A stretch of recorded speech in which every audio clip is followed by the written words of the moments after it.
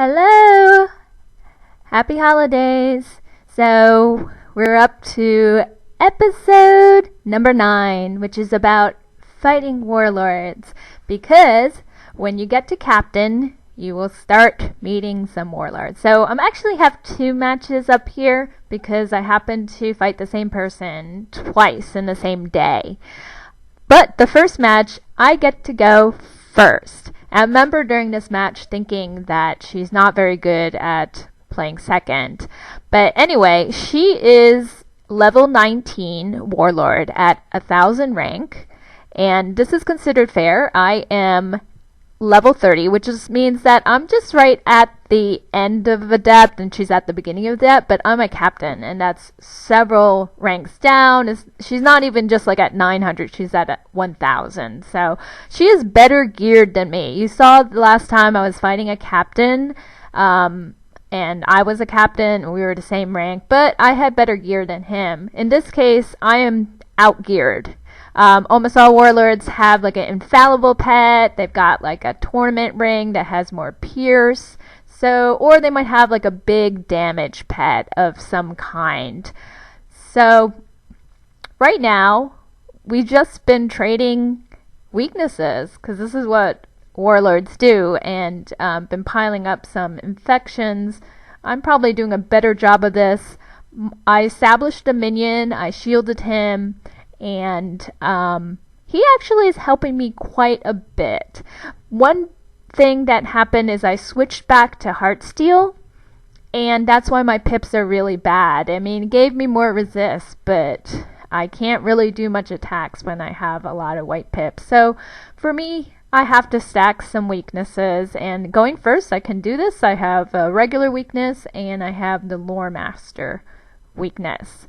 These are all fairly short matches. In fact, she does the same thing pretty much going first and going second. And you see that I kind of do it too, because in the next match I'm going to be going second, and there are just times that you can't pull the cards that you need.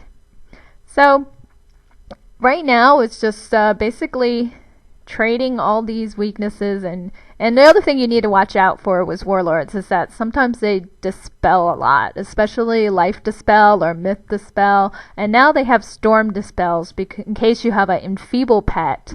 The biggest problem, of course, is the blading. Like, people use lots and lots of treasure card blades and they can get them really easy. In fact, you can just buy them. And when you stack them all up and you have health around 1000 hit points, you can't really survive. Now, the match before, you saw that he had like a low pip spell to get rid of either a tower shields or just a weakness. But the other reason why warlords have that, and she uses a leprechaun, a 2-pip card, is that it's an off spell card. And also it can kill off a 400 health point or a 300 hit point minion. Not like the Cyclops, but the Mander, definitely. So she does a leprechaun. If you just put an enchant on that and you have like warlord gear or you have commander gear, which she has, you see the leprechaun there, and your minion's not shielded, your minion is dead. So instead of using like a meteor or a blizzard or a sandstorm, you could just use that because you're using that mastery there. So at this point, she did shield in the beginning, and now I take a double take because she's ice. Probably ice for the health, but she just put up spirit blades. So what's going on? I don't have stun blocks on. I did run out and train it because another thing warlords do is they stun a lot. They always like to have spells that stun, or they'll Medusa, or they'll like stun you and then hit. But she got greedy. She actually put another treasure card blade up, another myth blade. So I decided I'm going to get rid of those blades with an earth, which I happen to have. Of course, Earth is a card that easier done from first, because from second it's very hard to predict. From second you would have to put a weakness and then Earth, assuming that they would take off the weakness, and while they're doing that, you earth off the blades. But here comes her attack from second. It's a Basilisk. It's going to stun. I do not have a stun block. I think I maybe have 2 stun blocks in my deck because it's just hard to... it's a small deck. I can't fit everything, and sometimes I don't get it. So I can't do much. I'm wondering if I have a heal. And, you know, she is actually pretty low in health, and it looks like this is doing not that much to me without the blades. So I'm going to go... I thought maybe that was a heal, but it wasn't. I think I'm just going to go try get the kill, and hopefully the Mander's going to help me with a Locust Storm. And it turns out it's enough. So I win this match, and then I go out and I check her gear. She's won like 100 matches or so. Definitely, it's a case of, you know, when you're going first, you do have an advantage, but some people play better from second. I tend to get second a lot, and no one likes going second, really. Around here now, it's a second match. This was later in the day. I was a bit disappointed because I had been trying to... I think Captain is really the hardest point. You know, you go up and you go down, you lose some and you win some, but it's hard when you lose Captain, right? And you head back into night or something. But it is really, really hard at that point because you start to meet people who have just better gear than you. And you start to fight these warlords. And I'm lucky that I have the gear from first stage, actually. I have the commander gear. So I'm better off than, say, that other captain that I fought. So from second, I established a minion. I'm not sure how he can help me.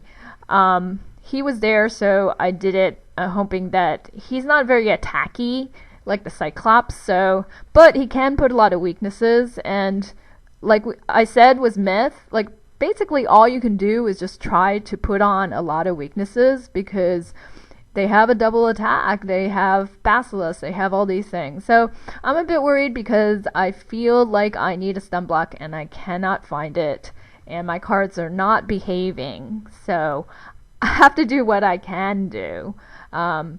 And that is just to stick on these weaknesses. And even some people use the treasure card weaknesses so they can stack them as much.